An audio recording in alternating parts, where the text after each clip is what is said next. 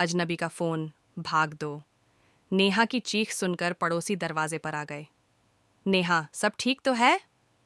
नेहा कांपते हुए दरवाजे तक पहुंची और दरवाजा खोलते ही रो पड़ी। कोई कोई मुझे देख रहा है। पड़ोसी अंकल ने घर के हर कोने को देखा, लेकिन कुछ अजीब नहीं मिला। कोई डरने की बात नहीं है बेटा, हो सकता है तुम्हें भ्रम हुआ हो। नेहा ने राहत की सांस ली, लेकिन डर अब भी उसके दिल में बैठा था।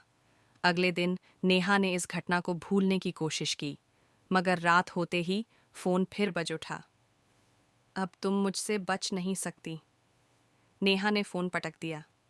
ये सब क्या हो रहा है? कोई मुझे डराने की कोशिश कर रहा है। उसने खुद को समझाने की कोशिश की। अगले दिन उसने पुलिस में शिकायत दर्ज करवाई।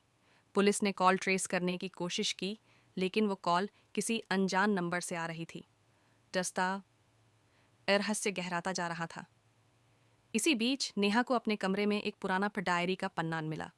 उसमें लिखा था, अगर ये घर रात को किसी को आवाजें देने लगे तो समझना वो लौट आया है। कौन लौट आया? नेहा की सांसें अटक गईं।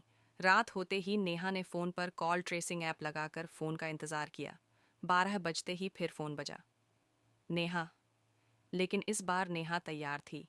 उसने तुरंत कॉल की लोकेशन चेक की। लोकेशन उसी घर के बेसमेंट की थी। नेहा ने हिम्मत जुटाकर टॉर्च उठाई और बेसमेंट में जाने का फैसला किया। बेसमेंट में घुसते ही उसे दीवार पर एक पुरानी तस्वीर मिली। तस्वीर में एक लड़की थी, हूबहू नेहा जैसी। तभी अचानक किसी ने नेहा के कंधे पर हाथ रखा। तुम आखिर आ ही गई।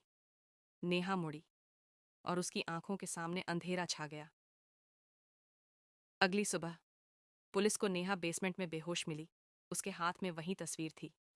पर अजीब बात यह थी कि फोन दोबारा कभी नहीं बजा, और उस तस्वीर में जो लड़की थी, उसकी आंखें अब नेहा की ओर देख रही थीं। रहस्य आज तक अनसुलझा है।